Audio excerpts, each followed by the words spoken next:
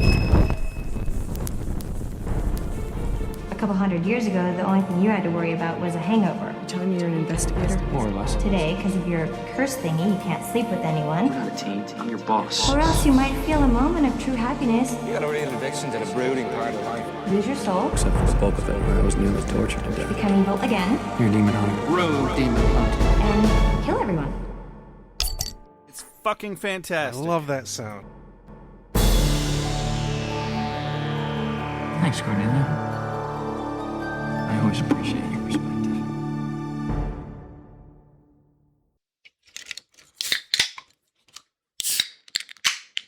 Welcome to Ale with Angel, everyone. I'm Josh. I'm Rex. Today on Ale with Angel, we will be reviewing Season 4, Episode 3 of Angel, The House Always Wins. You know what I find funny about about this episode? Lots of things. I've been playing an ass ton of blackjack and poker in Red Dead Redemption 2. Okay. So, Yeah. I've been thinking about like cards in the whole like house always wins and odds and shit like that. And so that just made me laugh. Gambling exists. Yeah. Oh, well, the other reason that the reason I found it ironic, I suppose, is I've watched seasons 1 and 2 of Fallout several times. Second season takes place in New Vegas. Yeah. And Robert House, I believe there's an episode called The House Always Wins. I never once connected that, Yeah. the name and everything. That is... Yeah, the casino owner's name is House. I am very disappointed in myself. I'm very disappointed in you for you, Rex. You just go ahead and relax. I'll take care of that. Fuck you. All you had to do was ask this whole time. Ew. Yeah, I can't do it. Yeah, don't think I can do it very well either, but I try. Anyway, We have a podcast. yeah, we do. Hey guys, do me a big favor. If you're listening to this on your favorite podcast platform, go to YouTube, and that is now your favorite podcast platform. Unless, of course, you're getting spammed with ads or you have another legitimate reason to not want to use YouTube.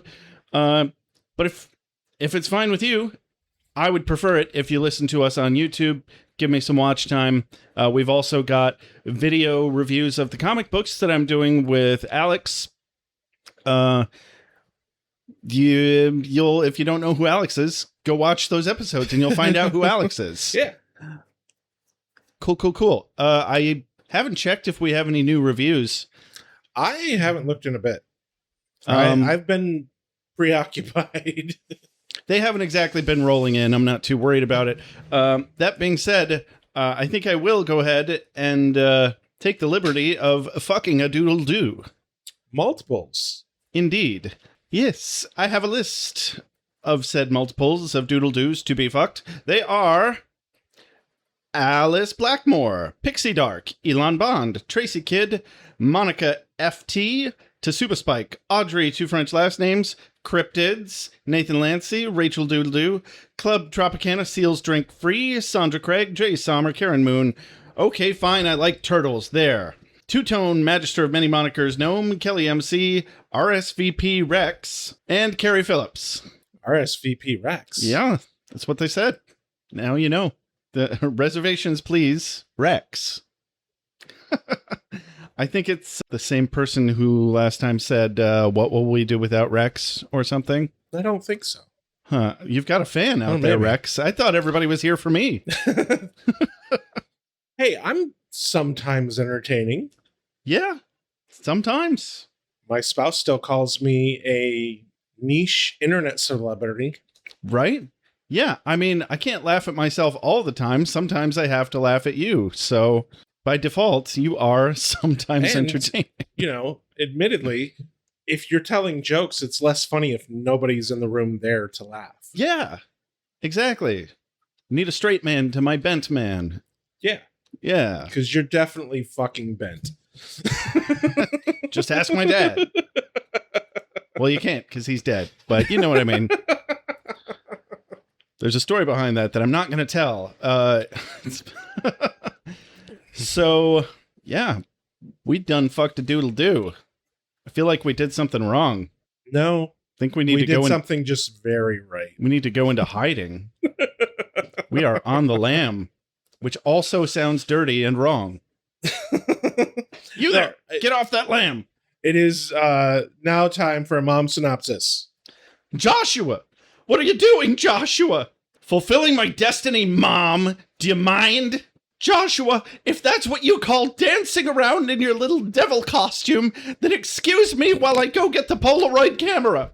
No, I'm a serious actor, dancer, singer, Mom. I'm a triple threat. I went to college for this.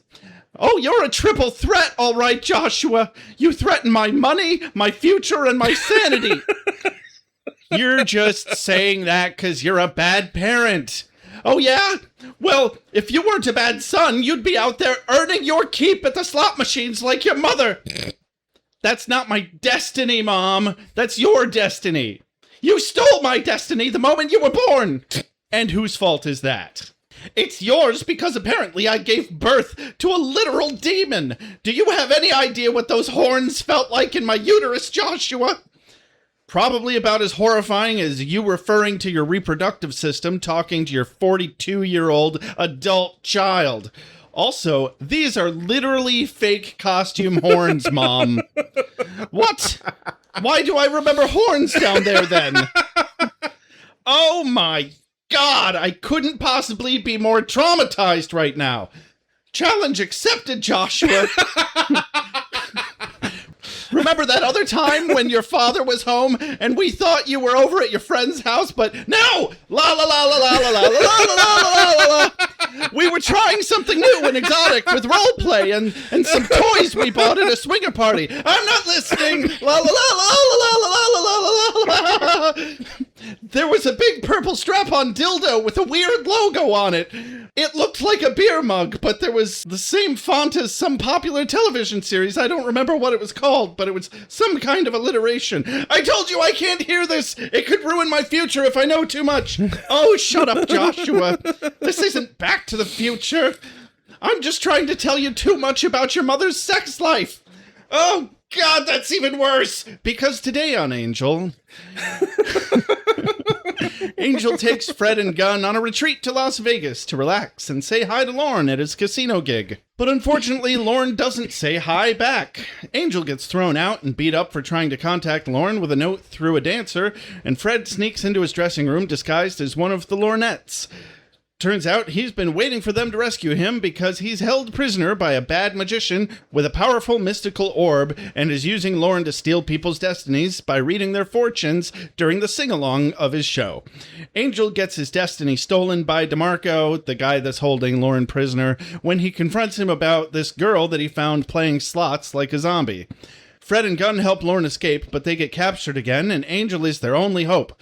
Luckily, Cordy is watching over them from heaven or whatever, and makes Angel's slot machine wins so that they'll drag him into the office, where his instincts take over, and he helps them fight, and Lorne destroys the source of DeMarco's power. They all fuck off home. Oh, and Cordy's back, but doesn't remember who they are. The end.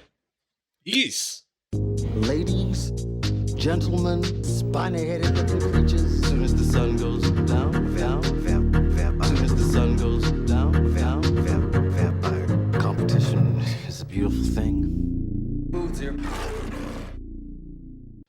Okay, we open on the LA streets where Angel lurks from above as Connor fights a vampire. Mm-hmm. And he's kind of talking to himself and giving hard air quotes instructions to Connor, even though Connor can't hear him.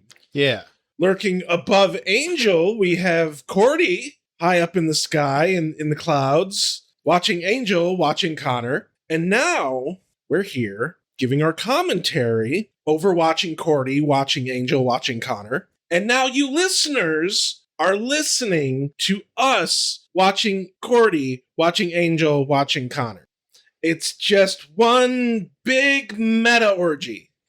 You people are sick. You make me sick. You like to watch, don't you? Jeez. But anyway, Angel's giving little tips in the fight. Cordy's bitching about Angel not finding her wondering when he's going to get to the important part about getting her the hell out of the fucking heaven dimension. Yeah, when?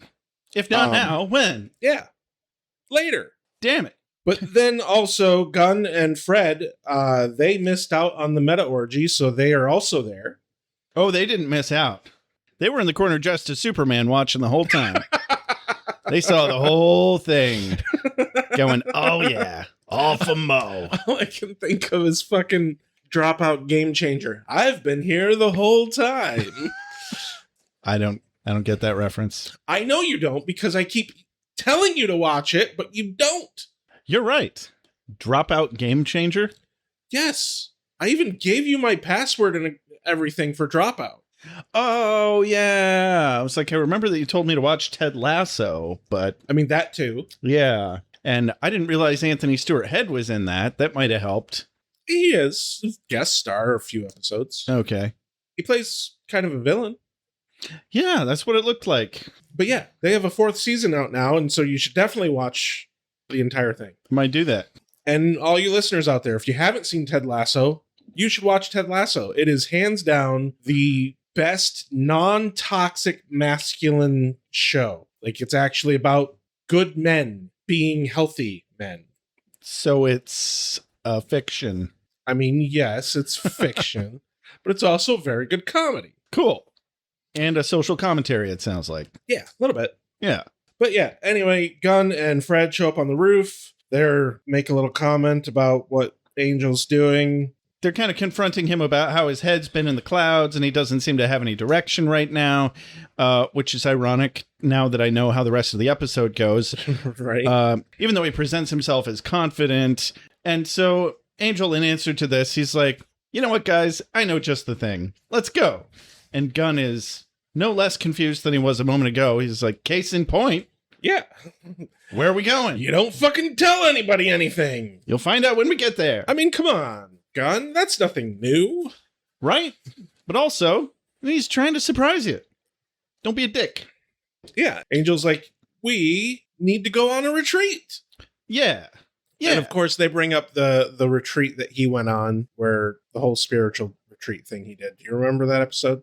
I vaguely recalled something about that reference. It was where there was a spiritual retreat that he went to, and it turns out the guy who was running it was actually not the guy he thought it was, and it was someone who wanted to kill Angel. Mm-hmm.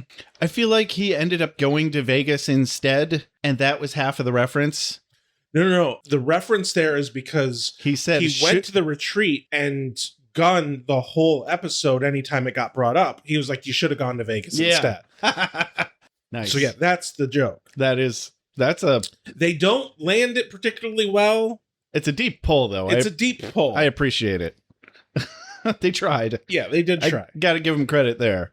But yeah, they're road trip to Vegas. Road trip! Which is only like 5.5 hours from LA. I would have assumed it was closer than that, but okay. I didn't realize it was such a drive. I mean, given the size of the U.S., it's not that much of a drive. Yeah, the same logic had me in New York City just last weekend. Yeah. And hey, guys, if you ever go to New York City, be careful when you're driving through New Jersey, because there's this one really fucking big pothole that if you drive through it, you will ruin your car, and then you will just live in New Jersey. And I'm pretty sure that's how they got the majority of their population. They all just got stuck there and couldn't get out. So... and Mom Downey can't do shit about the Jersey potholes. Exactly.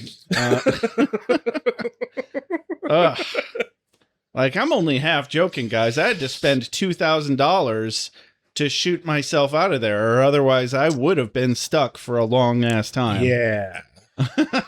Hell of a way to have a vacation. Oh, God. I mean, the vacation was fine. I mean, those tunnels going into New York from New Jersey are claustrophobic as hell, and even if it wasn't underwater, it would still be claustrophobic. But it is also underwater. I can imagine you couldn't stop thinking that the whole time, could you?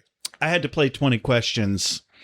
Otherwise, I got the closest to having a full-on panic attack that I've been in a long time. Damn. a couple of times. I was like, you play 20 questions with me right now. Otherwise, we're going to have a problem. Yeah. Noted. Yeah. Which, by the way, if you're ever having an anxiety attack and you know that it's, not something that you need to like act now or else you will die, just play 20 questions because it does a really good job of getting you out of your lizard brain Also, and into your frontal lobe. Also, eating something crunchy or eating something sour. Interesting. It works. Weird. Maybe that's why I was so addicted to sour candy growing up. Well, that does explain some things. Yeah, it would. We've got a show to review. Yeah. Opening credits. Meow, meow, meow, meow. Oh, wait. No, that's Buffy. Meow, meow, meow, meow, meow, meow. And we're at the Tropicana. They find Lorne at the Tropicana. We're not at the Tropicana yet. Oh, sure. They're in the car heading to the Tropicana. Yeah, I took we can- very light notes on the first few scenes. I mean, that's fair. I noted it because Fred is very adamant that Angel needs to talk to Lorne so that he can get back on the path. And of course, Angel doesn't seem to be paying any attention to what Fred is saying. Mm-hmm. And he's just like, ooh, Vegas. Apparently, Gunn is surprised that Angel's been to Vegas before.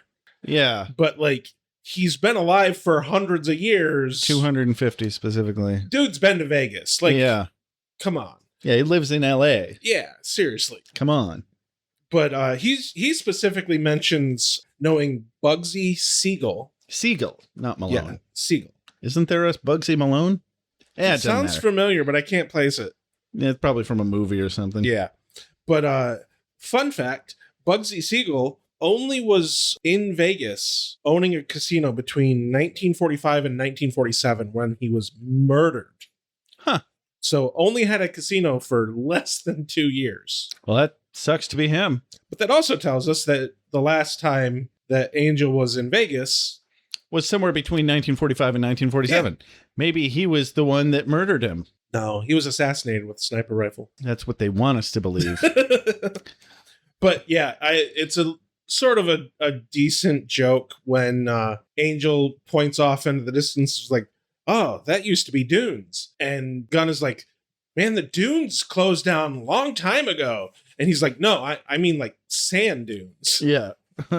Yeah, I was like, that's a bit of a pull. I never would have gotten that joke if they hadn't explained it for us, basically. I've watched a lot of mobster gangster movies. So I know a surprising amount of pop culture references to Vegas, at least. So there was a casino called Dunes or a bar or something? There was a casino called the Dunes. Nice. But yeah, they're like, oh, how are we going to find Lorne? He's playing at the Tropicana. Angel's talking about how he's a little surprised that Lorne would be playing at the Tropicana because, he's a demon and he'd need to be in like a quiet, dark corner of Vegas or something. Yeah. But no, it turns out there's a giant ass fucking billboard with Lorne on it. Yeah. Big green face and all. Super discreet. Yeah. Not crazy at all. But hey, it's Vegas. It's Vegas, baby.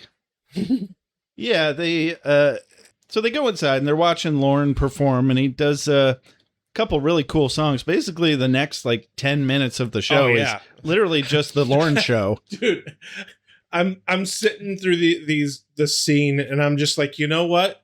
This is better than I was expecting. Right? Yeah, I mean, I'll sit and watch Lorne sing all day long. He is legitimately good. Dude, he performs Not Easy Being Green. Perfect fucking song choice. Yeah. Oh, I loved it. And it's really good. Wait, isn't that Kermit the Frog song? Yes. It didn't even occur to me it didn't even clock to me that's what he was singing. It, and it is definitely that song. Oh my God. I double checked the lyrics and everything. Now I'm mad at myself that I didn't even notice that. I was just zoned out. And Lorne singing. He sounds good. Good for him. Fred points out that, everyone probably thinks that it's makeup. Right. Which, Fun fact, it is. But his is a little better than the Lornettes. Yeah. I like that they had to have made that choice on purpose. Oh, absolutely. And it's a good little Yeah. It's a nice little detail. Yeah. Like, these are not canonically demons. These are just women wearing green makeup and Fake horns, yeah. headdresses or whatever you want to call them. Barrettes. I don't know. So yeah, and then he sings, God, I don't know the actual Lady Marmalade. Lady Marmalade, that's right. And he walks around and he gets people to sing into the microphone, and they know the lyrics about as well as I do. Right. I immediately wrote down in this for this bit, man, how fucked would Lorne be if he chose me in the audience? I don't know the lyrics and I can't sing. Right? Oh man, that first guy that he picked like was a bad singer, but it sounded like he was trying to sound like a bad singer to me. I wouldn't be surprised. And that was like half of the bit was like, I'm a bad singer and everybody knows it. Whatever. Whatever. So he keeps going around and he's notedly, specifically, does not go to Angel, Fred, and Gunn's table. And it seems really unlikely that he just didn't notice that they were there. He's too perceptive of a man. I also want to know, what the fuck is Gunn's problem? Because, like, the moment Lorne goes out into the audience and starts, like, having the audience sing. Yeah. He's like, oh, I'm not going to do that. And then later he's super butthurt that Lorne didn't do that. Yeah. It's like, man, make up your mind. Right. I honestly cannot think of another character that embodies the subtle aspects of toxic masculinity more. Yeah. Because, like, Xander, that's all just fucking bright neon sign toxic masculinity. That's, like, the big, loud part of toxic masculinity. This is more the subtle, like, oh, I don't want to have a spotlight on me, but, oh, the spotlight should be on me. Right. I'm so emotionally secure. Exactly. And, yeah, on top of that, it's almost like he thinks that Lorne should have just came and sat with them and just performed exclusively with them because he's their friend. Yeah. It's like he's got a job to do. He's at work. Right. Even if he did notice you and wasn't under his particular current extenuating circumstances, he shouldn't be fawning all over you specifically. I can't imagine being in that scenario. That shit would have to be scripted, and like the whole lounge singer ask. Not necessarily. They can do audience participations if it's worked into the plan, especially if, a professional performer would be able to, like, if they miss the line, they'll just pull the mic away and just pick up where they left off. Yeah, fair. And Lorne is absolutely at that level that he could handle that. Oh, yeah, that's true. Of course, he could probably also read the crowd enough, like, but he's metaphysically. He's also got psychic powers. Yeah. So, yeah. So then they try to snag him in the backstage hallway, but so are a bunch of other audience members. They're, like, getting autographs from him and stuff. Even Angel steps to the front of the crowd and is like, hey, wait, Lorne. And the security guards are like, hey, man, back off. And he's like, that's my friend. I want to talk to him. And they're like, yeah, you and everyone else, pal. Yeah, and then around the corner, the security guy escorting Lorne is like, were those your friends back there? He's like, what friends?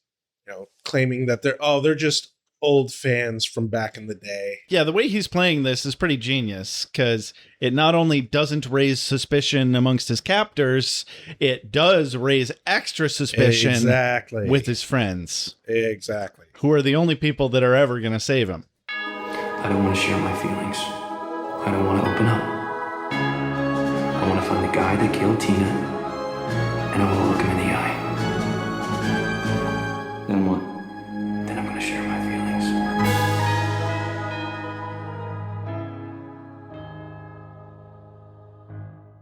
Then we go to inside Lorne's dressing room, and boy, is he depressed. Yeah. You can tell that Lorne is just so tired. Yeah, it makes me feel really bad for him that he can't physically get drunk. Oh, I forgot about that. Yeah, this poor bastard is just stone cold sober all the time. And he drinks constantly. Right? And some fuckface McGee pops in. Keep wanting to say Ed McMahon. That's not right at all. Not DeSantis. DeMarco. DeMarco. Yes. So fuckface DeMarco pops in and is like super hardcore blowing smoke up Lauren's ass for a minute there. He's like, "Oh, baby, Bubba, you're so amazing. Oh my God. Why don't we sit down and talk?" And he's like, "Can we just fucking do this later?" He's like, "Nah, no." Yeah. Security guy does a really harsh gut punch to Lauren. Yeah. Which, I'm sorry, but a gut punch is just not what you should do when you want someone to be able to fucking talk. Right? Yeah. He's a demon, though. Yeah, He's fair. literally survived being beheaded. He'll be all right. Yeah. Yeah. And so he holds up a seating chart, and Lauren starts talking about all the people that he held the mic up to. Yeah. And we realize, oh, this wasn't just fluffy bullshit hour on Angel. Like, this was an actual plot point that he was walking up to these people and getting them to sing because he can read them when they sing. And he tells DeMarco what their destiny is so that he can go steal that destiny. I was thinking that he was doing it to like figure out who to blackmail. Oh, yeah, Like I guess that, we that's don't what I was exactly- expecting. Yeah, we don't exactly know what this guy's going to do with it at this point. My thought at this point was, since when the hell has Lauren been able to tell people's life story fortune over a decade out? That seems new to me. Yeah, it seems like a bit of a jump in power. Yeah, he's only ever been able to give like super vague advice, and I mean, maybe that was just him holding back because people shouldn't know too much about their future and just, helping guide them in a way that eases their anxiety a bit about what's going to happen anyway. But I don't know. I feel like we've never really been privy. So yeah, this is either an obnoxious leap to further the plot of this episode or a subtle climb in character development. Yeah. However you want to look at it, I guess. But yeah, turns out that Lee is in fact keeping Lauren prisoner. Yeah. Even has a fucking button to drop bars in front of his fucking door. Yeah. Which aren't there later. Right? Yeah. I just realized that. But anyway, no big deal. There's no plot holes in this episode whatsoever. We cut to Wesley where he's on the phone. He's making some midnight plans with Lila on the phone, and sounds like she's telling him that she has to work late, and so does he. But I have a quote of the day here. Wes says to her, "Sorry to disappoint, Lila, but I'm not waiting at the door with a scowl and burnt pot roast." It wasn't super funny, but it really painted a picture. Yeah. And it really lends to this whole scene that frankly has nothing to do with the plot of this episode at all. It's a complete aside. Yeah. Like, it's not even part of any sort of B plot line. Yeah. This is literally just season arc stuff. Yeah. For Wesley's character, and it serves only to show us that the man is bouncing back, and boy howdy is he bouncing back good. Yeah. He is large and in charge and in control of himself and his destiny, and Lila, and he's having a good fucking time doing it, and he's really embracing his bad side. Like, him and Lila are really getting into it. I would say he's specifically embracing his Dom side. Yes, absolutely. Because over the phone, he tells her to take off her panties. He doesn't use the word panties, but that is what it's hinted at. Yeah, because he gets a call on the second line. He has to switch over from Lila for a second there, and he's ordering his lackey around to put together a package. But before he switches back over to Lila, he specifically says, "Call me back with the details in 20 minutes." So he's specifically giving himself 20 minutes to have phone sex with Lila. Yeah. He knows exactly what he's going to go back and do. Yeah. I found it very amusing that shit got kinky real quick. Oh, yeah. Suddenly, out of nowhere. Are you sitting at your desk? Take them off. No, not after your meeting. Now, pretend you dropped your pencil. But also, like, is she in a meeting while on the phone? Oh my God, I just put two in. You're right. She was in a room with other people. Yeah. Oh my God. That's why she's pretending she dropped her pencil. Yeah. Oh my God. Oh my God, that's 10 times better. But- Yeah, and Wesley specifically just ordered her to go pantyless in a meeting. Yes. Wow, that's nuts. And it's implied she's doing that. Oh, 100%. She would totally be into that. Yeah. She is 100% fucking around at work right now. Oh, they are. This is not a casual fling, my friend. No, sir. But if it is, it's a wonderful one. Oh, man. Anyway, we go back to Vegas. I'm a little bothered by this because suddenly Gunn and Fred just are very nonchalantly not really giving a shit about what's happening with Lorne. Angel starts expressing some concern that, Lorne didn't talk to them. And then Fred and Gunn are like, oh, it's probably fine. He was just probably tired from the show or, didn't have time, and they're just kind of shrugging it off. But in between being butthurt about being snubbed by him. Well, yeah. But they're playing cards, specifically blackjack. Yeah. And it just struck me as an odd choice to have them reacting this way about it. Even though before they were in the same hallway with Angel. They should be just as fucking bothered by the situation as Angel is. Yeah. It makes no sense that they're just like, no, he's probably fine. It just bothers me. Yeah, I didn't notice that. Interesting. But one of the Lornettes comes over and gives the girl that Lorne called the chef of the future. I can't remember her name. Vivian, I think. No, not Vivian. Yeah, no, Vivian. Vivian. Holy shit, I remembered it right. Great.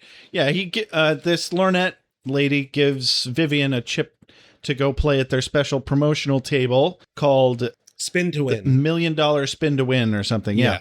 And it shimmers magically when she takes it, but she doesn't notice, of course. Cursed poker chip. Yes, cursed poker chip. And she gets right up to go play at the special table in the special room that definitely won't lobotomize her at all. Not at all. Definitely. Angel stops the Lornette, who is offended that he might think for a moment that she's a waitress, because she is not. I mean, she could have fooled me, but she is definitely not. I mean, when you're walking around a casino dressed in a teddy carrying a tray full of chips, right, you kind of look like a waitress. Yeah. But he immediately charms her to pass Lauren a note. Yeah, he really turns on his masculine wiles here. And you can tell that, my assumption is not to think that I can convince somebody to say yes to something they've already firmly said no to, right, just because I give a reassuring smile to someone. But I realize that's exactly what Angel is doing here, because he does believe that he can do that. And I don't think it's just because he's a vampire. No, it is definitely because he's 200 some years old.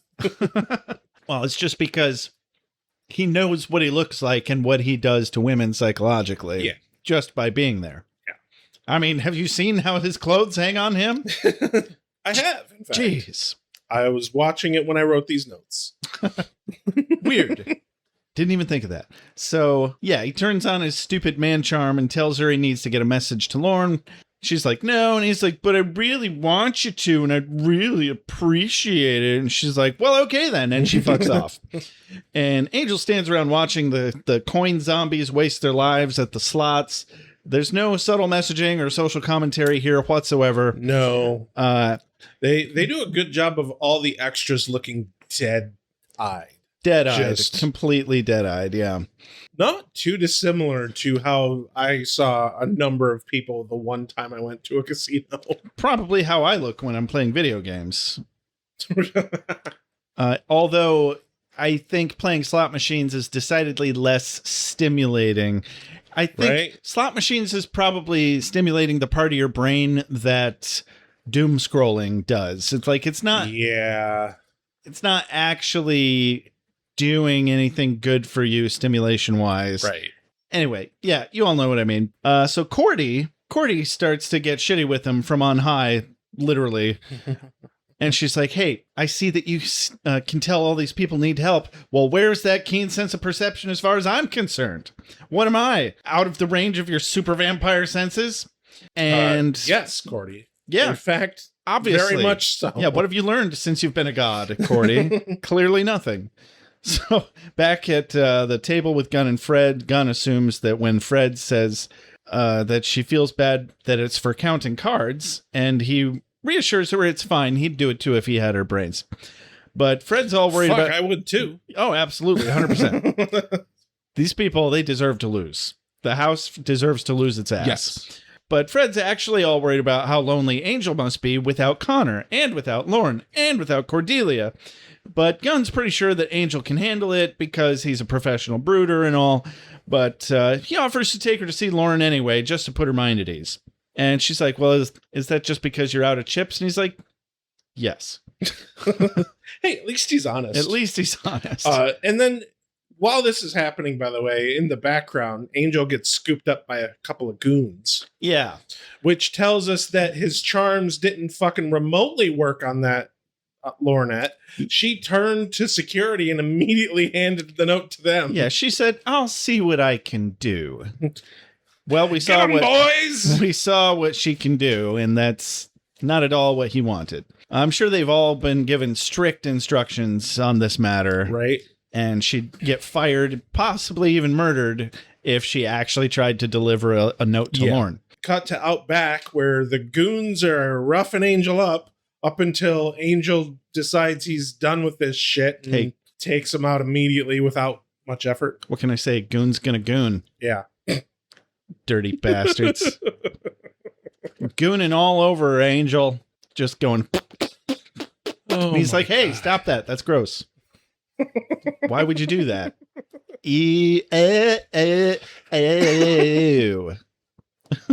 Know what I mean, Vern? That is one of those terms that makes me feel old. Yeah? You know, like... I didn't learn what that word meant until about a year ago. Yeah, like relatively recently. And like I heard it a while ago, but like I didn't understand what the fuck it meant for a good portion of time. Yeah. And yeah, it's one of those things that makes me feel old because like that word doesn't mean that in my head. Yeah. And no. Well, there's this like 17-minute short, I guess it's not really short. It's 17 minutes. These days, that's pretty long. Yeah, fair. But it's this animated, indie, weird, psychotically gross cartoon, and it's called Gooner. Oh, God. Oh, my God. And it's kind of a take on the Goonies, but it's also about this gross, like 20-something that lives at his parents who does nothing but jerk off all day, every day. Yeah. Yeah. See, I have a little bit of an insight to what we could call modern slang because a good chunk of my spouse's clients are Gen Z and younger. Mm-hmm. And like they have a few Gen Alpha clients even. Oh my God. How's that possible? How old is the oldest Gen Alpha? I'm about to feel real old. Yeah. Hold on. I can't remember. Last I checked, alphas are literally toddlers, but that's apparently not the case. 1 to 16. 16? Shut up. Yeah. We literally have friends who are grandparents. Yeah. It's disturbing. I gotta get back to the gym.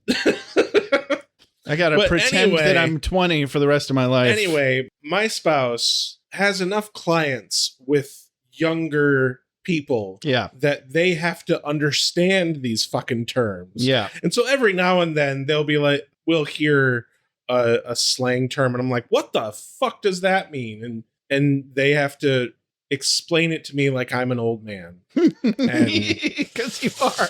Because I am. Because your spouse is like, what, 12, 13 years younger than 13 years younger. Yeah, that's totally cool, Rex. Nothing wrong with that at all. I'm proud of you. It wasn't on purpose. I believe you. No, you're not robbing the cradle. They're robbing the nursing home. I get it. You're the victim here. Yes. Absolutely. But also, why does there have to be a victim? You're both adults. Hey. I would say decidedly them more so than you. We are I'm pretty sure out of the range. Hold on. Quick math. You finally hit the acceptable half plus 7 rule? Yes, because I am 40. I am 42. Half plus 7 is 28, and they're about to turn 30. Oh, nice. Yeah. Cool. So Yeah, you got me. You got me. I had a similar conversation with my therapist a couple weeks ago, but moving on. Buckle up, Rupert. Because I've turned pro. Uh-oh, Daddy's home. I'm in wicked trouble now. No, honey. I am the magic. She was your big O, wasn't she, Warren? Not until you killed her. You get off on it. You had a mad on for the Slayer.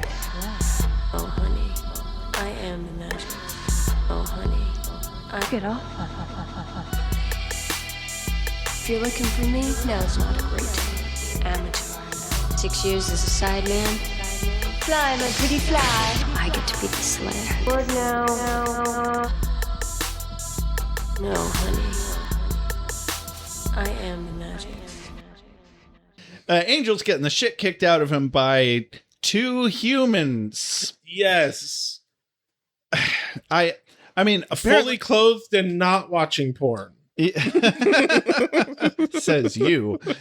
But anyways, not really getting the shit kicked out of him. He's just letting them think that they are winning for a moment. Right. And then he vamps out and knocks them both out in He one doesn't punch. want to hurt their ego. Until he does. Yeah. He knocks them both out in one punch each. And quote of the day, he says, "This place was so much friendlier when the mob ran it."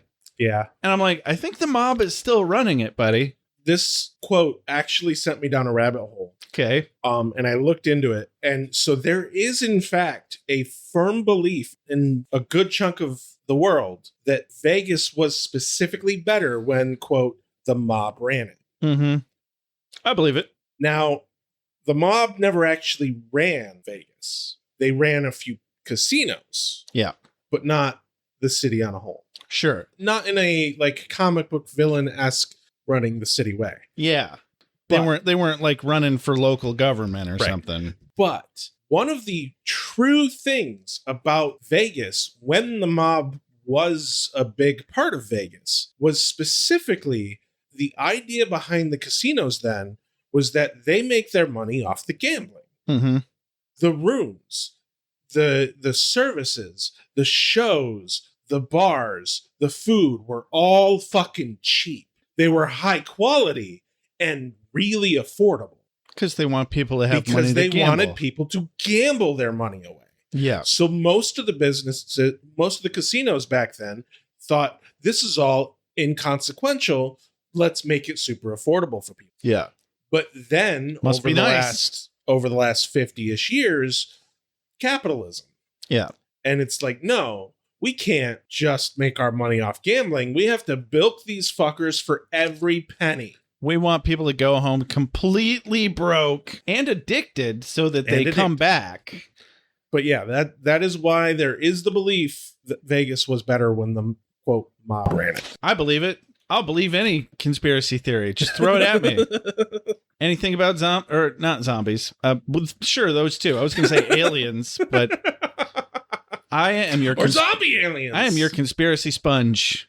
I'm not saying it's aliens, but it's aliens.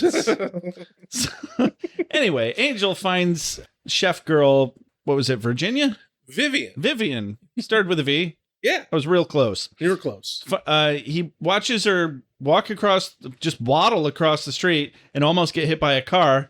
And he saves her, tackles her practically. And then he's like, "What the hell are you doing? Where are you going?" And she's like, "I need more quarters. Have to play to win." He's like, "Okay, that's not right. Yeah. I just saw you like at the show and you seemed like you had a promising future ahead of you." Yeah.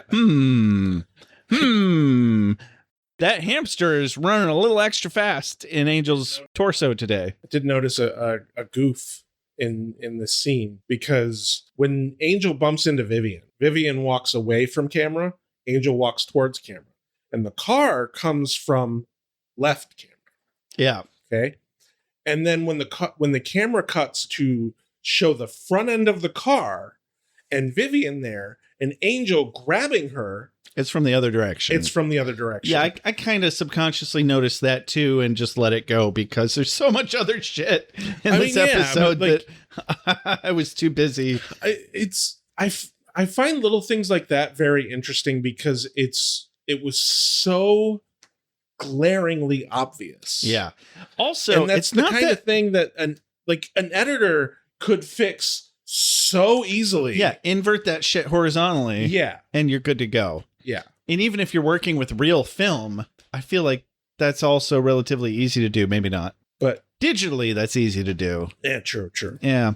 But who knows? Who knows? They were probably working with some kind of real film, and maybe that's why they didn't. Yeah, they were definitely still working real film then. Yeah, you can flip it vertically, but if it needs to run from left to right, you can't just flip the strip around because then it'd be running in reverse. That's a good point. Yeah. It's probably a lot of work to cut up every frame and re-stitch those together They just use tape. to flip them horizontally. There's a special kind of tape you do that with. Okay. Yeah. Still, that's a lot of frames. Anyway, we cut to Gunn and Fred finding Lorne, but they don't find Lorne quite yet. They find Lorne's dressing room with a lot of security. Yes. As Gunn puts it, more than what a head of state would get. Yeah, and I love how they're sticking their heads around the corner repeatedly, Right. which in cartoon rules means that no one can see or hear them. And so they're talking wantonly about how weird it is that Lorne has so much security and something's not right.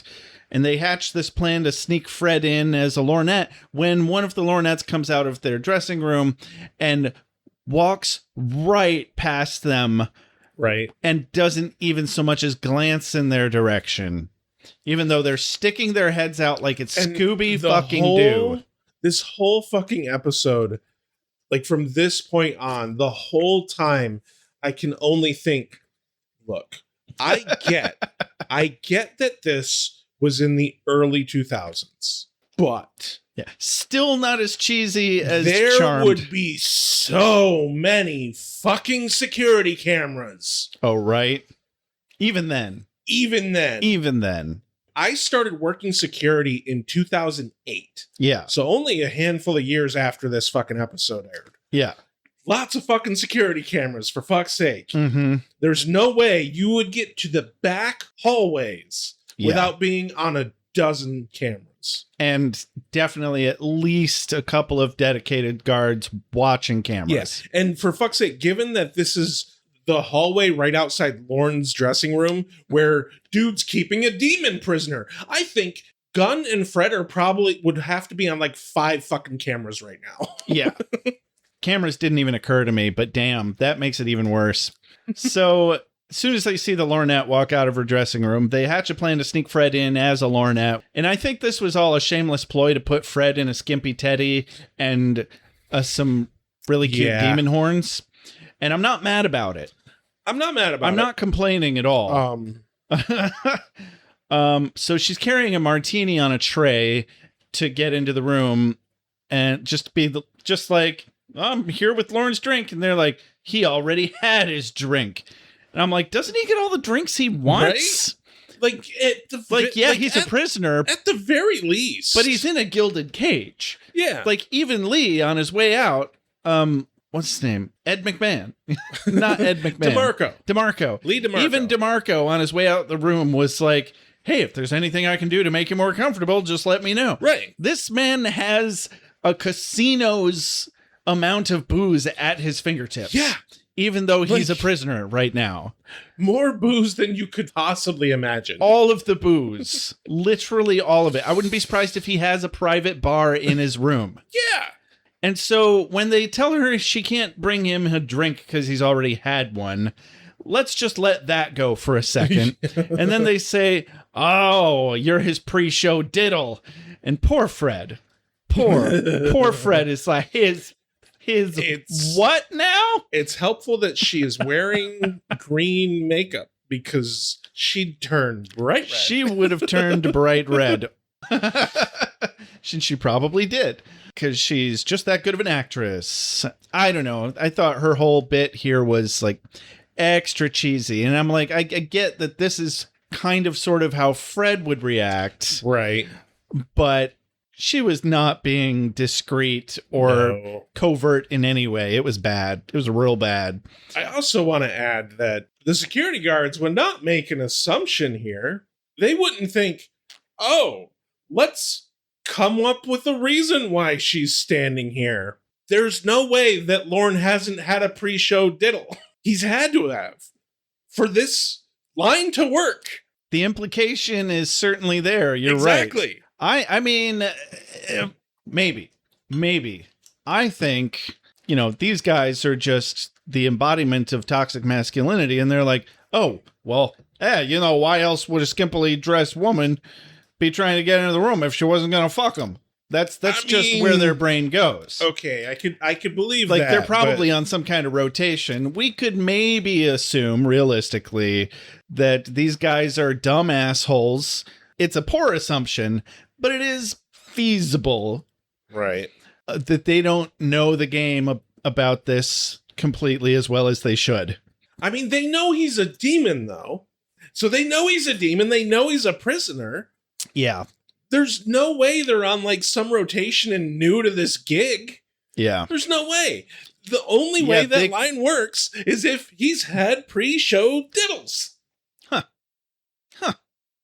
Maybe. I find it hard to believe, though. It's Lorne. I mean, yeah, I find it hard to believe, too. He is, but previously, hitherto, he's just not a sexually charged character in that way. He's not. No. Like he shows much more interest in men than he does women. Yeah. When he does make compliments about somebody's looks. That is true. It's usually to Angel. But he is a very pretty man. Yes.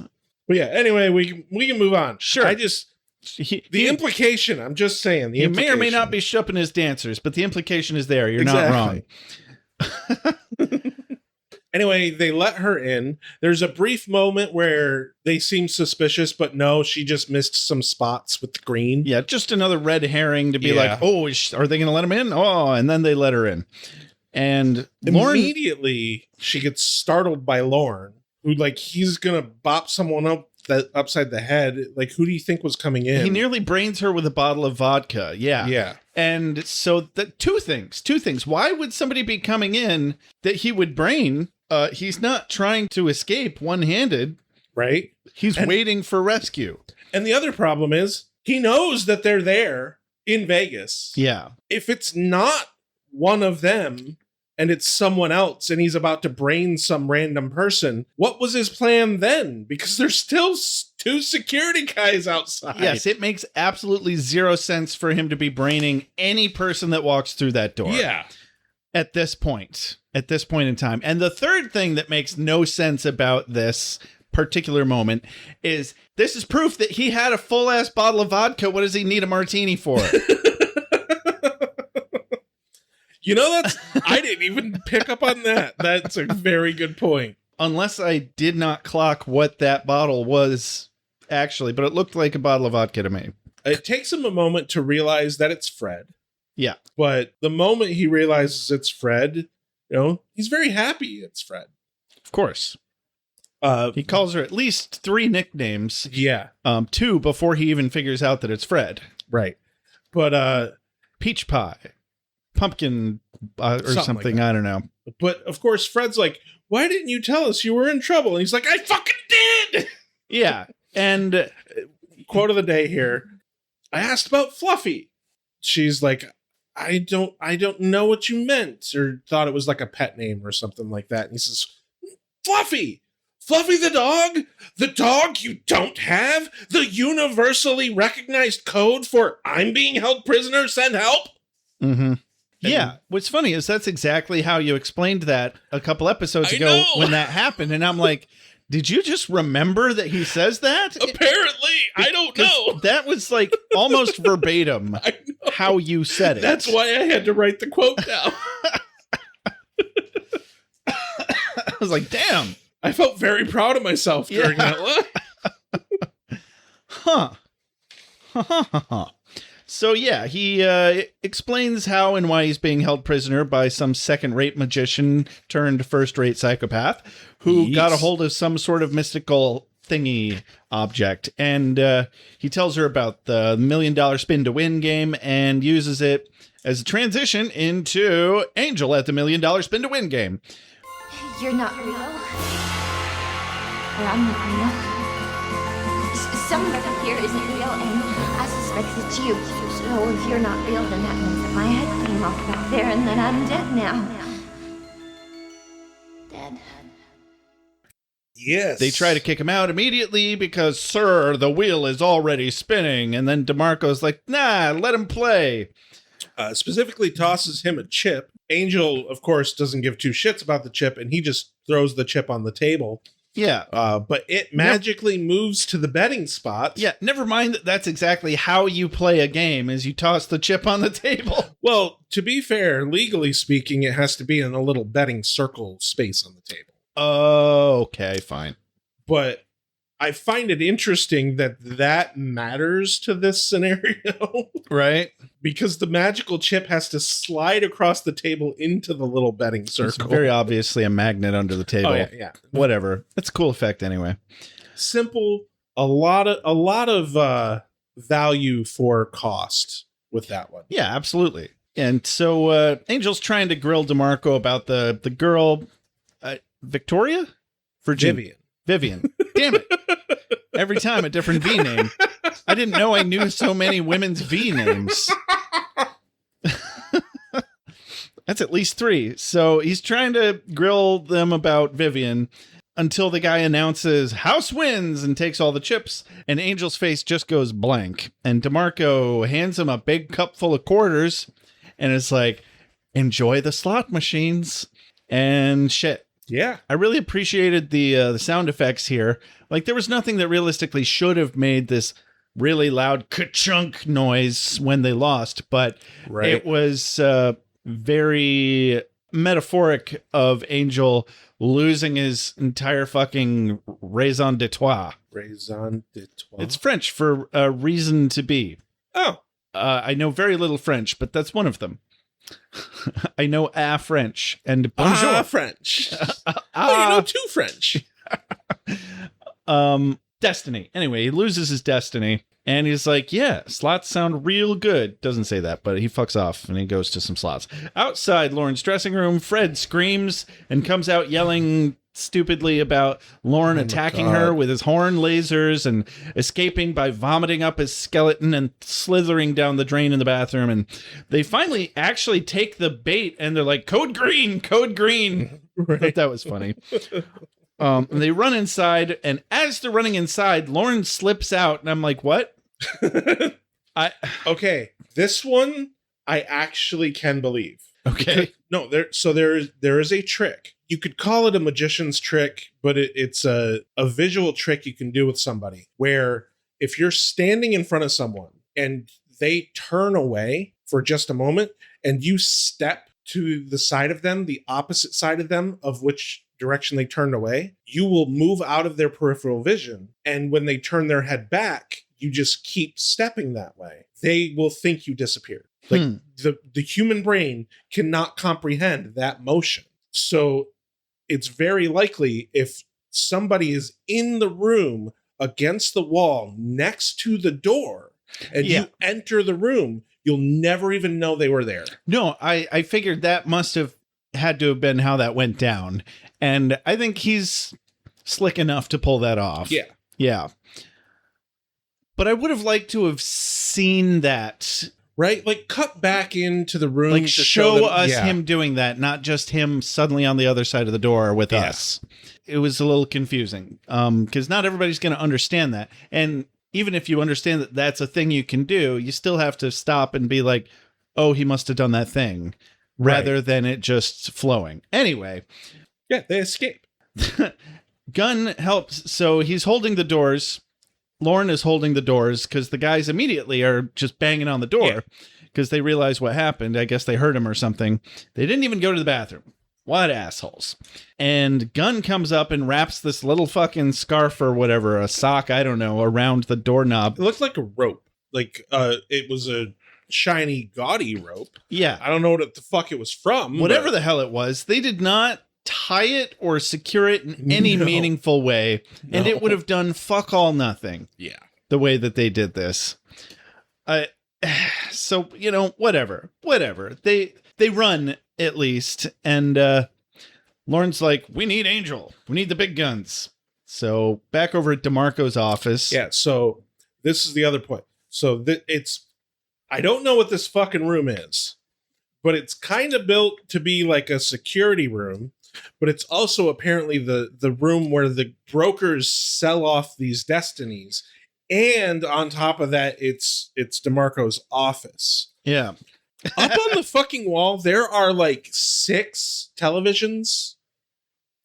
6 for the whole casino. For the whole casino. They have 6 cameras. Yeah. Are you fucking kidding? There should be a goddamn wall of TVs. They want to be able to shoot somebody in most places of the hotel without it being on camera. Apparently. Even though they're scared to do so when ordered to directly, whatever. We'll get there. So, guard guy walks up to DeMarco and has this printout, I guess, of Angel's Destiny. They somehow are able to textually translate. I want to know what the fuck their sources are. Like, yeah. And if you have those sources, Angel needs to get a hold of those sources so he knows what the fuck he's doing.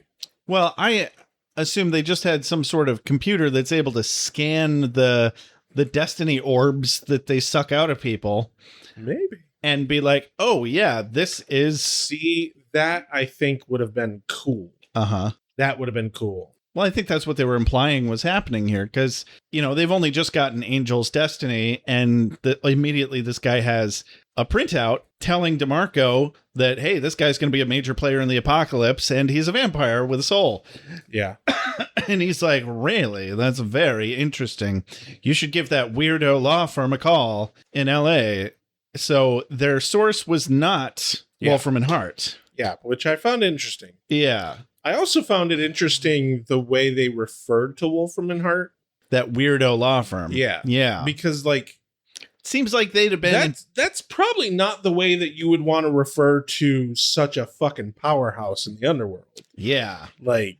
I think, these guys are just scraping the surface of the underworld. Right. I think they don't really know what they're getting themselves into. No, I definitely get that vibe, too. Yeah. This is just some 2-bit ex-magician. Right. Like, fuck this guy. And he hasn't had to have had this casino very long, because Lauren hasn't been in Vegas for even a year. Right. So this dude was a magician when Lauren met him. He found this orb and then he imprisoned.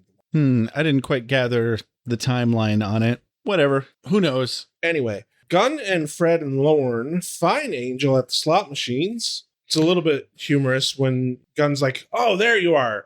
And Angel's like, yeah, I've been here, but I was over there a little bit. I was over there, but now I'm over here. Yeah. And Gunn's urgently telling him, hey, we got to go. Give me the keys. He gives him the keys. I'm going to pull the car around to the corner. Meet me at the end of the block. And he's like, okay, cool, man. Just keeps putting coins in the slot machine. And so they fuck off, and Gunn punches some security guard really hard on his way out and just knocks him right the hell down.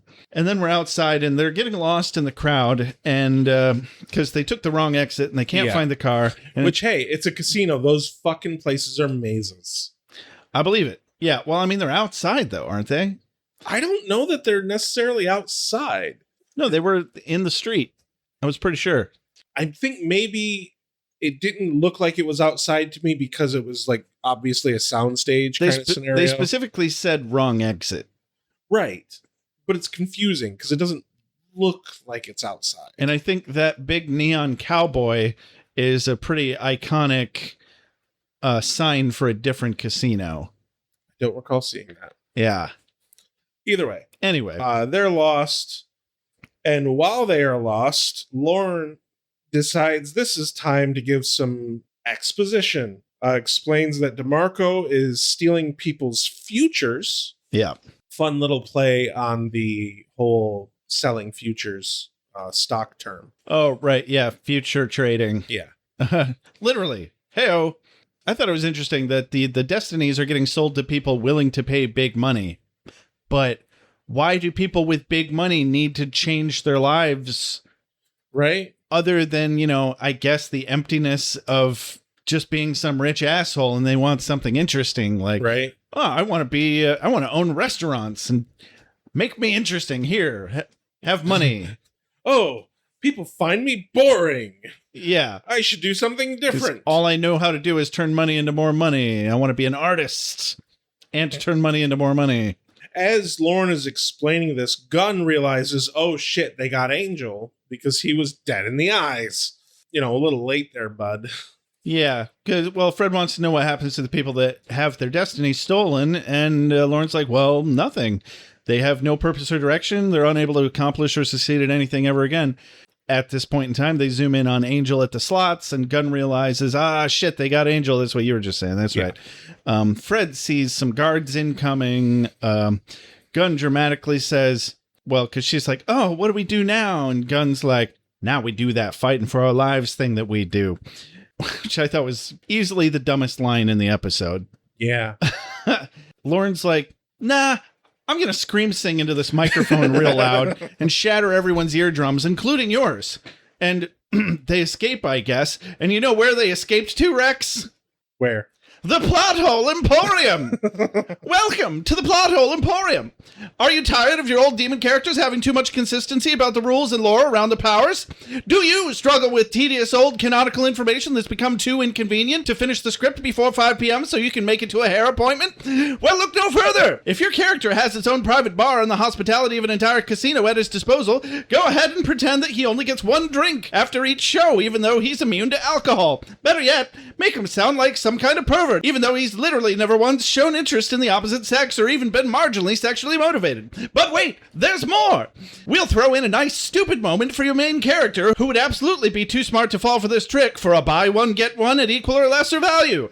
Would he catch a free casino chip and throw it onto a game table, claiming he doesn't want to play, even though he definitely knows that would count as a play? Then to hell with it! We're giving you one free pass to just say who cares. I guess he's a big ol' himbo now. And if you act now, we'll throw in not just one, but 2 bullshit getaway mechanisms absolutely free. That's right.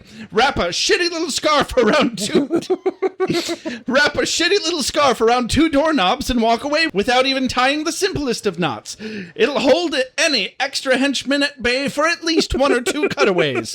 And while you're hiding from guards, your supersonic voice character can absolutely destroy everyone's eardrums and break a few light bulbs. Those henchmen will be so disoriented, they can't even see where you literally were 2 seconds ago.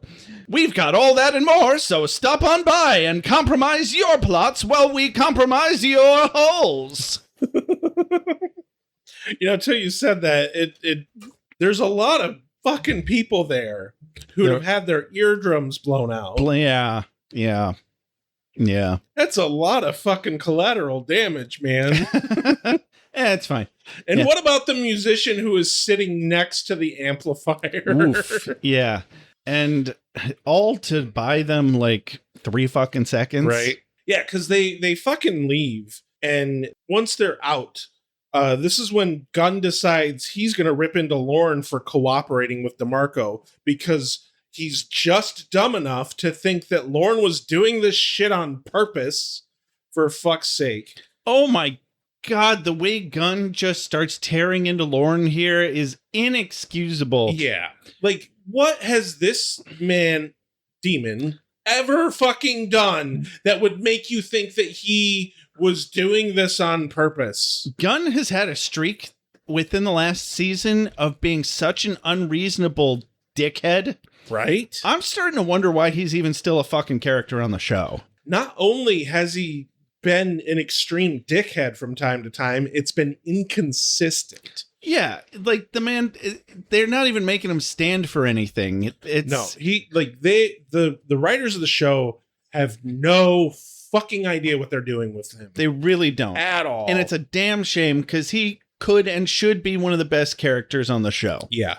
And in a lot of ways, he is. Like, I want to like him. He is likable most of the time, but then they go and do shit like this, and I'm like, where are you guys coming from with this?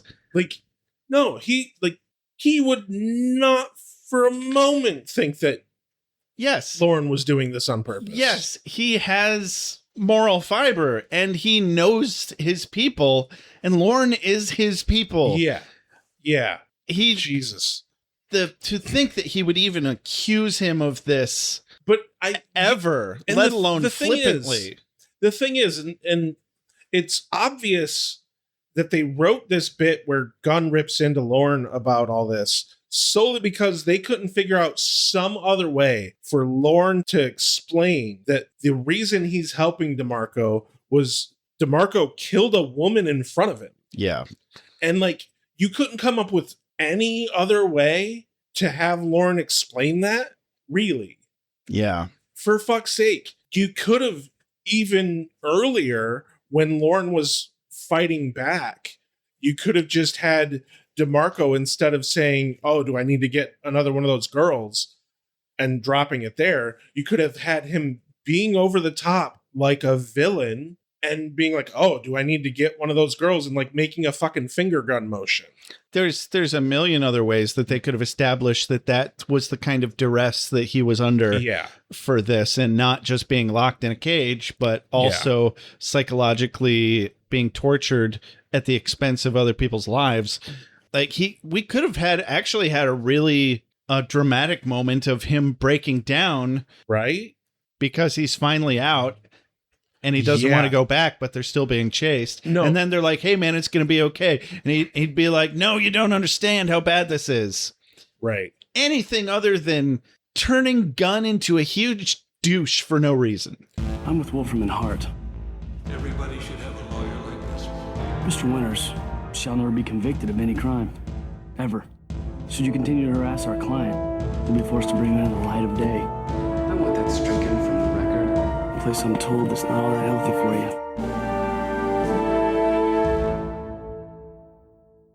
And on top of that, the scene we go into after this bit is they get the car, they pull up to the fucking, what looks like for a moment the front of the goddamn casino. Yeah. And Gunn's like, I'm gonna go in and get Angel, and Lauren and Fred are just gonna sit and wait in the car. And it's like it's a convertible. They're both green. Right. And like, more importantly, you could have had them escape and like get back to the car, they're in a fucking parking garage or something. And that's where they have this scene where like Lauren breaks down about what's happening. And this is when Gunn's like, shit, they have Angel now. Now we need to figure out how the fuck and they actually sit and plan something for 5 minutes. They needed to fall back because Angel would have been fine there for a day or two. Right. They could have been like, okay, look, yeah, this is a dire situation, but it's not an emergency. Yeah. Go find another person to help you. Go get Wesley. Right. That's where this needed to go. Or at least pause and take a few seconds to think through a plan, and not Gunn run in solo into the fucking casino to get zombified goddamn Angel to leave with him. Leroy Gunn. Yeah, no shit. Gunn. And hey, Guns. let's have this fucking convertible just parked here with the green assholes sitting in it. Yeah. Jesus Christ. That literally the entire hotel is on alert for. Good or not. Casino, not hotel. And then on top of that, same thing. They obviously know who the fuck Gunn is. Yeah. They're obviously going to be watching Angel. If for no other reason, because he punched a guard in the face on his way out the door. And like, they're going to have men on Angel. They're going to think, oh, they're going to try and come back for their friend. Yeah. For fuck's sake. Yeah, this was a half-cocked plan. This wasn't even a half-cocked plan. No, this was an uncocked plan. This was the, oh my God, this is a dumbass plot. What the fuck are we even doing? Yeah. Like, I thought I had poked all the holes in this that I could before I wrote that plot hole emporium. No, there's just so many. There's so many more that didn't even occur to me. Damn. It's like fractals, man. You zoom in, you find more. Oh God. So yeah. So anyway, Gunn goes into the casino, finds Angel. Angel doesn't want to leave with him, of course. And then immediately they're surrounded by fucking security. And then, oh, guess what? Security brings Lorne and Fred in because obviously everyone's caught now. Yeah. So, I mean, from the writer's perspective, it's not like they didn't think of all the things that, at least some of the things that we just mentioned. It was just an easy way to get them all back in that room with the orb and McMahon again. All I can think, though, dude. His name's not McMahon. What is it? DeMarco, thank you. Just all I can think is that, look, I get it. If you can't quite figure out what you're doing about the plot, fine. I get that can be hard sometimes. But your go-to should not be, let's make our cast of characters morons. Yeah, I guess they were like, well, it's too late in the episode. We can't suddenly make this a cool Die Hard / heist episode by going and getting Wesley.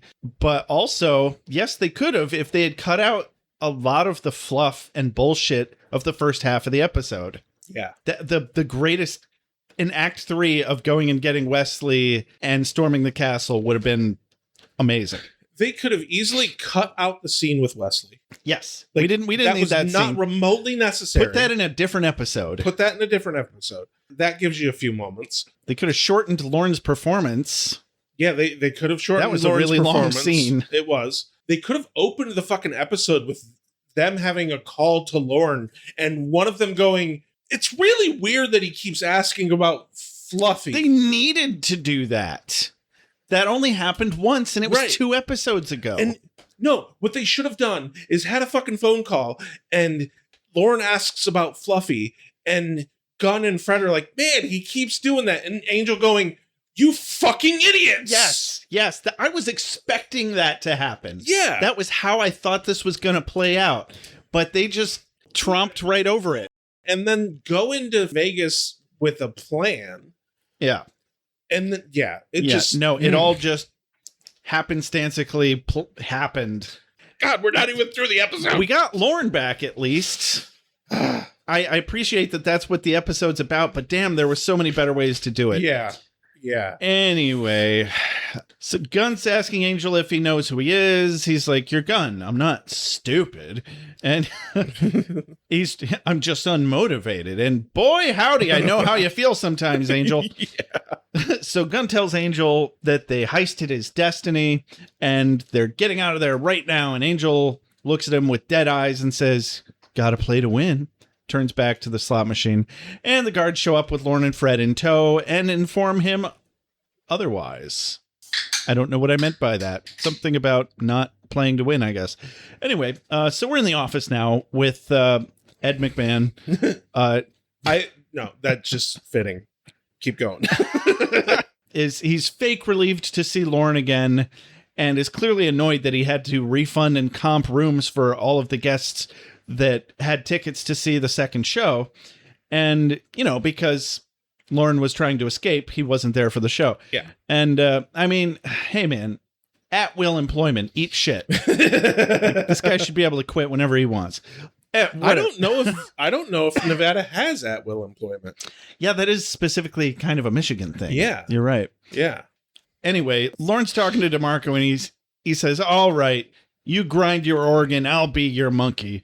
But if you hurt anyone ever again, you'll never get anything from me.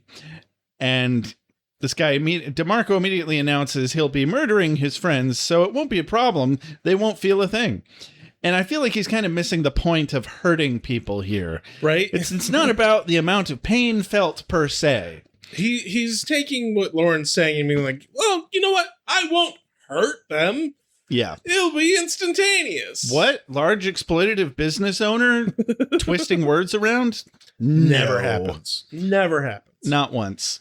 So cut to heaven or wherever Cordy is, and she freaks out because she's like, oh shit, I can't do anything and my friends are going to die. But she realizes she can do something. I have a very important question here. What did she ascend to? Because Skippy specifically said that she was going to ascend to help people. Right. So she ascends to do nothing?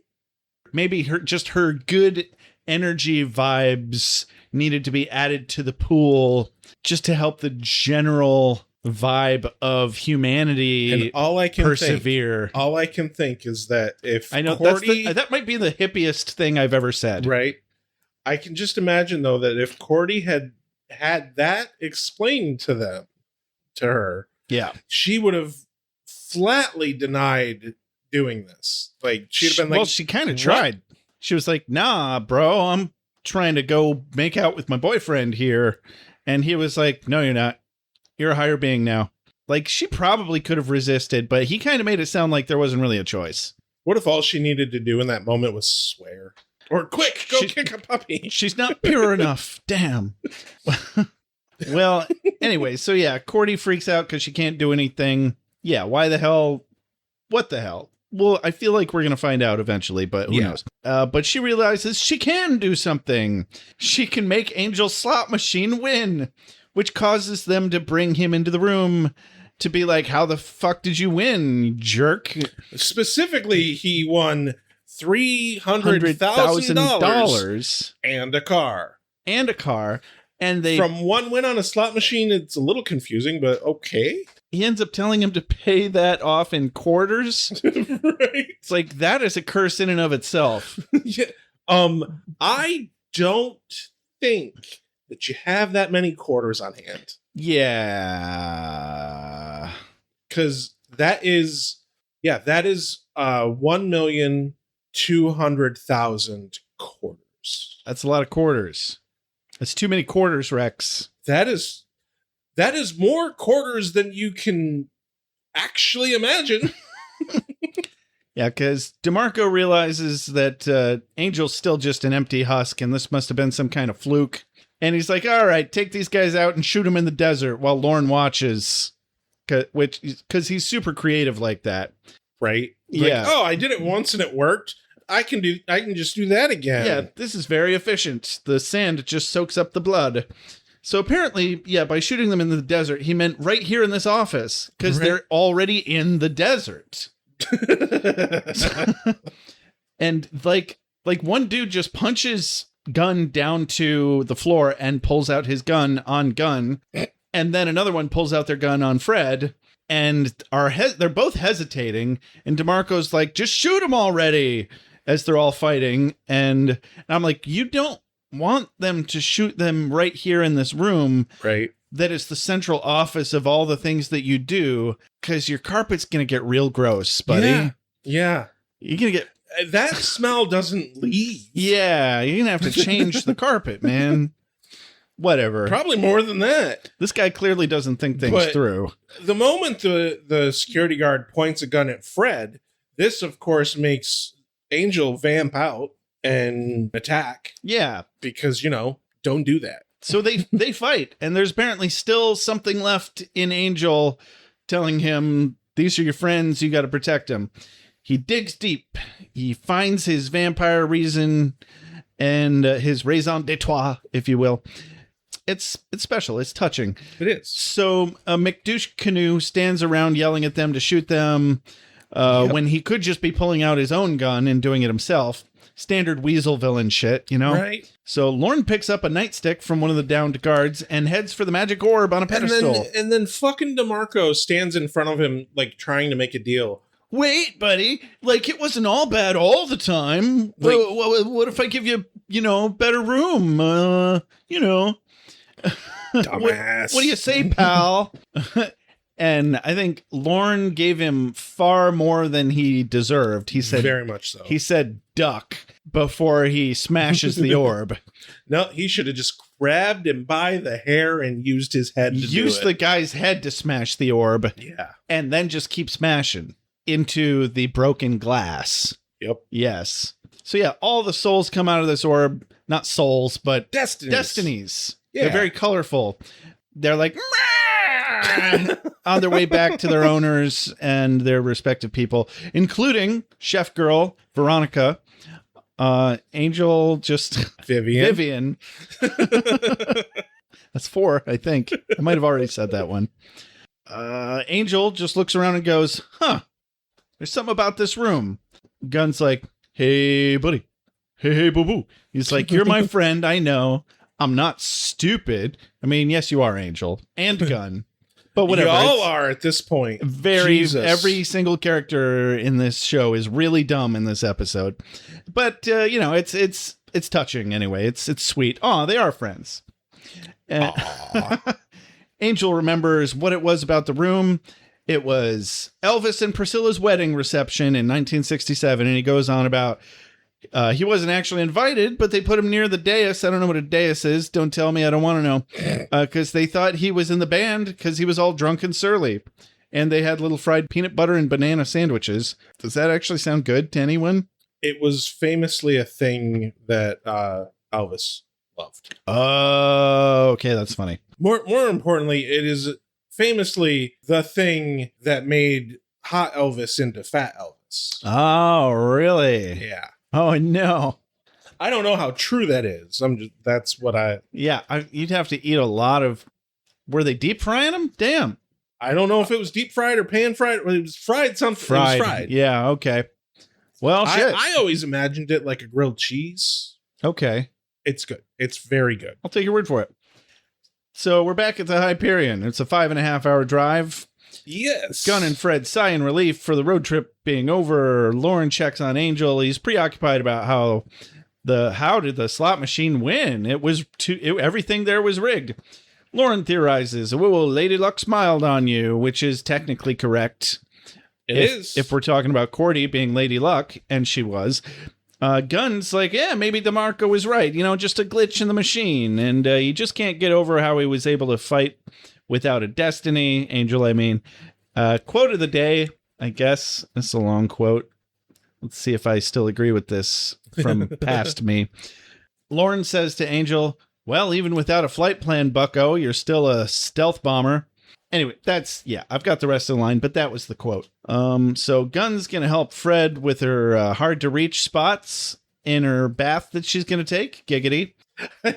I honestly thought you were just going to end that sentence with Gunn's going to help Fred with her hard-to-reach spots and not mention the bath. Giggity.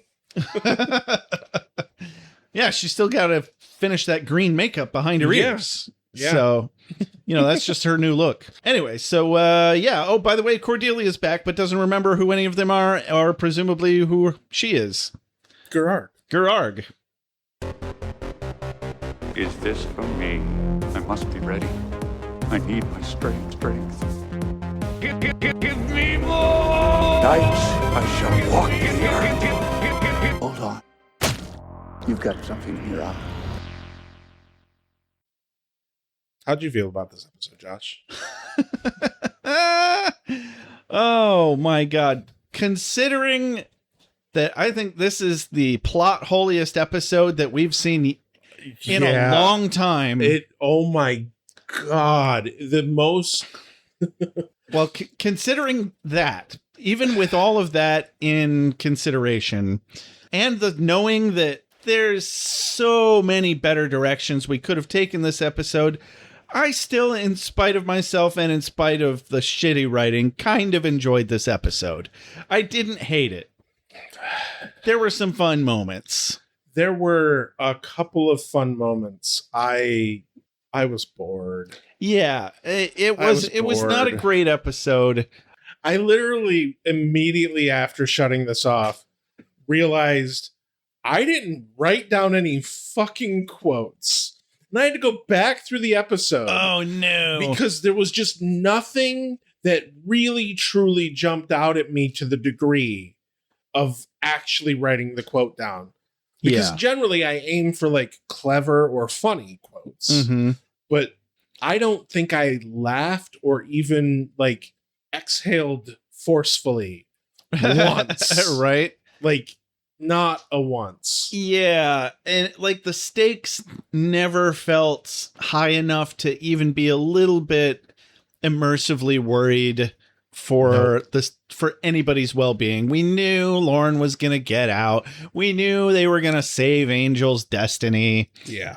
The problem is you have a show where you have to write it in a way of it's not, oh, will they survive? It's how in the fuck are they going to survive this? Yeah. And then actually like finding a way to survive. Which is why the stakes need to be high enough to make the viewer believe for a moment that this will actually be difficult for them to get out of. But it just never got anywhere close. There was never a point where I was even interested enough to care how. DeMarco was such a minor little shit weasel villain.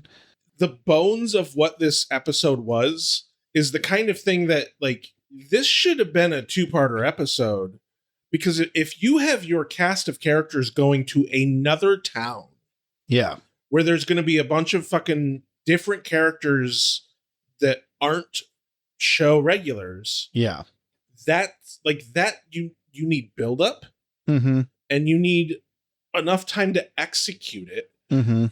And for fuck's sake, at the very least, a decent cliffhanger in the middle of the story would have done it a hell of a lot of good. Yeah, use a whole nother episode to be the comeback and rescue Angel. Exactly. Episode. I still think they could have done it in one episode just fine.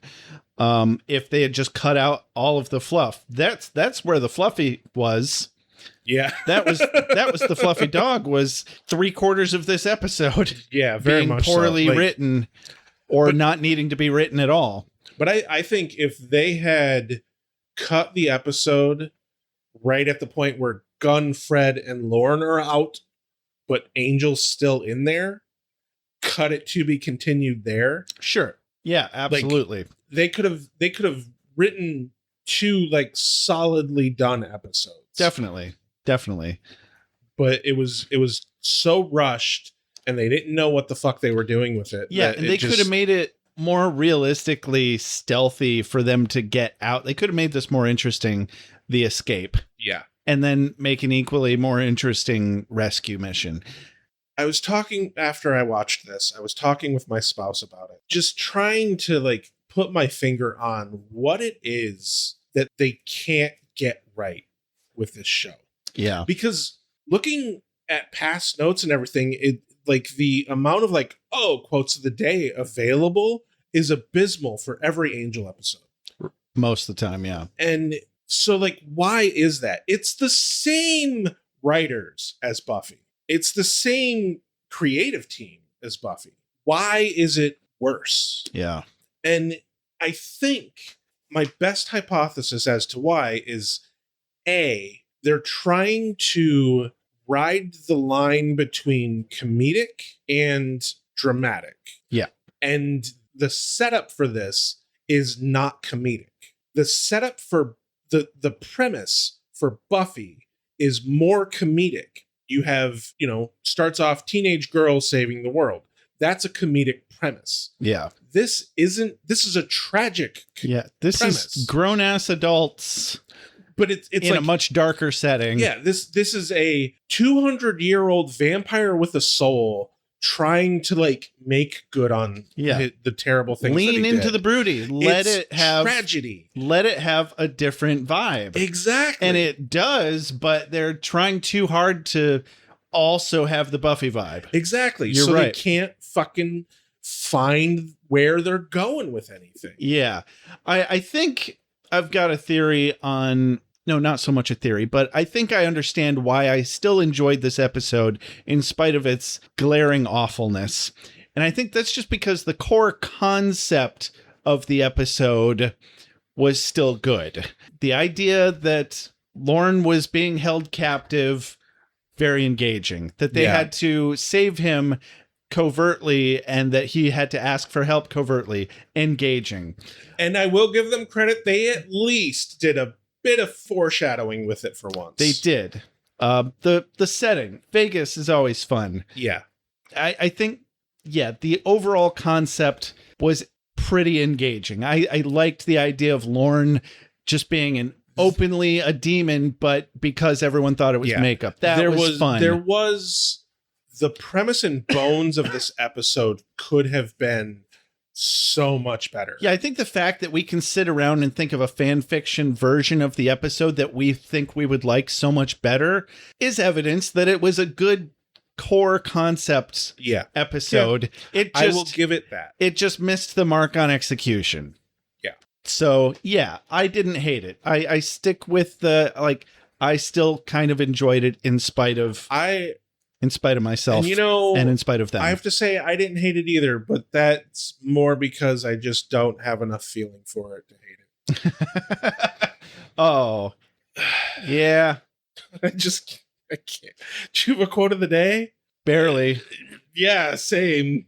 Yeah, I guess I got to give it to Angel when he says, "This place was so much friendlier when the mob ran it." Yeah. Sure, why not? I have no choice but to really give it to myself. Oh, wow. Because Fluffy the dog. The dog you don't have. The universally recognized code for "I'm being held prisoner, send help." Yes. Universally recognized code. But that's like verbatim what you said. I know. That's exactly what you said. I was like, did you watch ahead? I didn't. What the hell? I didn't. I don't know. That's how universally accepted it is. Clearly. Damn. Oh, man. That's why I was so shocked when you hadn't known about it. Yeah, no, I guess Fred is my spirit animal here. Hey, you know what? It's a pretty solid spirit animal. Yeah, absolutely. Anyway, this has been another episode of AwA with Angel. Don't forget to like us on Facebook. Join our Facebook group. You can follow us on Blue Sky, but you can also email us at beerwithbuffy@gmail.com. Our voicemail line is 269-743-0783. If you'd like to support our show, you can do that in a number of ways. The best way by far is to give us an iTunes review. Absolutely. The other equally best way to help us right now is to listen to all of our stuff on YouTube instead of wherever you're listening to it. If you'd like to directly buy a Beer with Buffy or Ale with Angel sticker or hoodie or whatever, you can do that beerwithbuffy.com/shop. Mm-hmm. Or if you would like to just support us financially, you can do that patreon.com/beerwithbuffy. Boring. No, but do that. Yeah. But no, we know that the economy sucks. We don't blame any of you. Yeah, take care of yourself before you take care of us. If you can't afford it, don't do it. Exactly. Just to impress us. That's not a Which thing. is why there are free versions to support us. Absolutely. iTunes reviews and YouTube views. Absolutely. This has been another episode of Ale with Angel. I'm Rex. I'm Josh. Have a good night. Keanu Speed Rex. Fluffy the dog! Whoa. Also, Reeves be with you. Yes. I make allowances for your years, but I expect a certain amount of responsibility, and instead of which you enslave yourself to this cult. You don't like the color?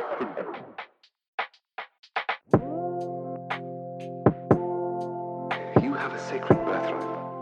You were chosen to destroy vampires, not to wave pom-poms at people. Why can't you people just leave me alone? You are the Slayer. Go ahead. Prepare me. I'm a watcher. I haven't the skill. Oh, come on. By appealing to your common sense. Werewolves, incubi, succubi, everything you've ever dreaded was under your bed, but told yourself couldn't be by the light of day. One girl in all the world. Common sense. One girl in all the Common world. sense. It was a bit, British, wasn't it?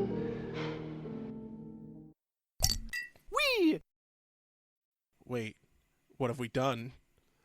Why are we watching this?